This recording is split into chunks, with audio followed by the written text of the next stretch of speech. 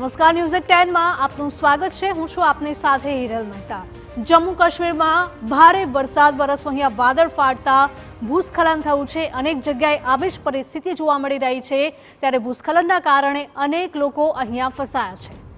જમ્મુમાં ભૂસ્ખલન બાદ રામબનમાં સ્થિતિ વણસી હોવાના સમાચાર સામે આવી રહ્યા છે। ભારે તબાહીના દ્રશ્યો સામે આવી રહ્યા છે। મકાનો, ગાડીઓ અને કાટમાળ નીચે દટાઈ ગયા છે અને રેસ્ક્યુ ઓપરેશનમાં પણ પારાવાર મુશ્કેલીનો સામનો કરવો પડી રહ્યો છે। અટવાયેલા મુસાફરો મદદ મેળવવા પગપાળા જ આગળ વધ્યા।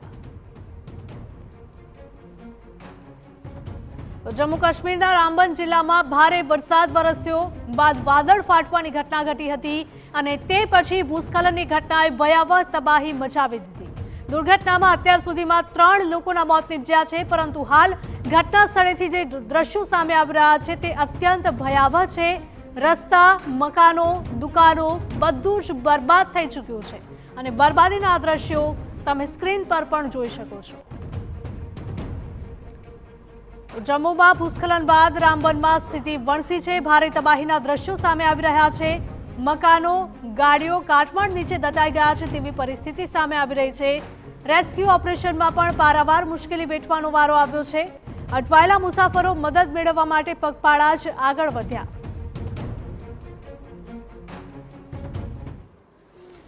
जी, हम लोग बिहार से आ रहे थे।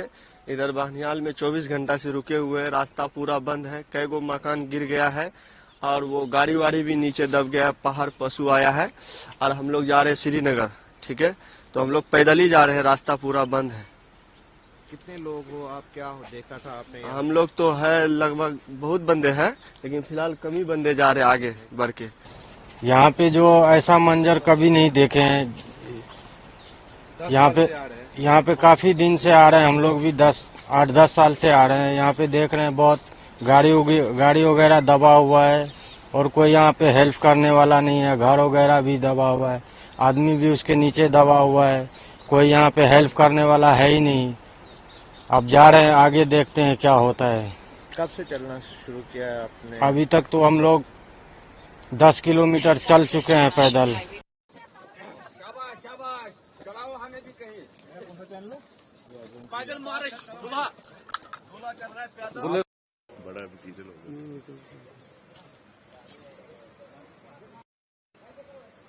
તો દ્રશ્યોમાં જોઈ શકાય છે તેમ અનેક મકાનો, વાહનો કાટમાળ નીચે દટાઈ ગયા છે। પરિસ્થિતિ એવી છે કે રેસ્ક્યુ ઓપરેશનમાં પણ મુશ્કેલીનો સામનો કરવો પડી રહ્યો છે। ભૂસ્ખલનની ઘટના બાદ 100થી વધારે લોકોને સુરક્ષિત જગ્યાએ પહોંચાડવાનો દાવો કરાઈ રહ્યો છે, પરંતુ ફસાયેલા એવા કેટલાય પ્રવાસીઓ છે કે જે મદદ ન મળી રહી હોવાના આક્ષેપો કરી રહ્યા છે અને આગળ કંઈક મદદ મળશે તે આશાએ પગપાળા જ નીકળી પડ્યા છે।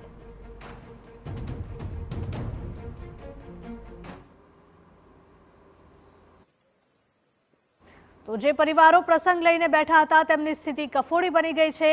રસ્તાઓની હાલત એવી થઈ ગઈ છે કે કોઈ જ વાહન આગળ વધી શકે તેમ નથી અને લગ્નનો દિવસ સાચવવા માટે લોકો પગપાળા જ મુસાફરી કરી રહ્યા છે। तो शादी हम जा रहे हैं नील गगननाथ के लिए, तो कल जो बारिश गिरी उसकी वजह से आज ये हाल हो रही है, तो अब पैदल जाना पड़ रहा है यहाँ से। तो आप कहाँ से आए हैं? हम आए हैं हेमन कड़मा से। तो कब यहाँ पे फंसे हैं? कब निकले थे घर से? क्या घर से तो आज ही निकले हम सुबह कोई 6 बजे। तो अभी हमने यहाँ पे फ्लावर पे गाड़ियाँ रखी हुई है, तो अब पैदल ही जाएंगे आगे तक। तो कितना दूर अभी चलना है? अभी तो कम से कम 7-8 किलोमीटर लगभग पैदल ही सफर करना पड़ेगा, फिर आगे से कोई। તો ભૂસ્ખલનને લીધે નેશનલ હાઈવે 44 બંધ કરી દેવાયો છે, જેના પર અનેક વાહનો અટવાઈ ગયા છે અને ભયાવહ ટ્રાફિક જામના દ્રશ્યો સામે આવી રહ્યા છે। હાલ જે પરિસ્થિતિ છે તે જોવા માટે વાહન વ્યવહાર ક્યારે પુનર્વત થશે તે કહેવું પણ હજુ મુશ્કેલ છે।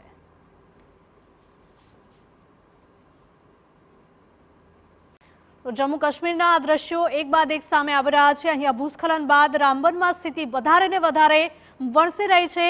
ભારે તબાહીના દ્રશ્યો સામે આવ્યા છે, જેના કારણે અહીંયા ટ્રકોની લાઈનો લાગેલી હોય તેવા દ્રશ્યો પણ સામે આવ્યા છે।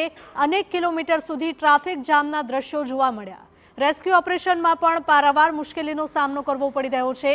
અટવાયેલા મુસાફરો મદદ મેળવવા માટે પગપાળા જ આગળ વધી રહ્યા છે।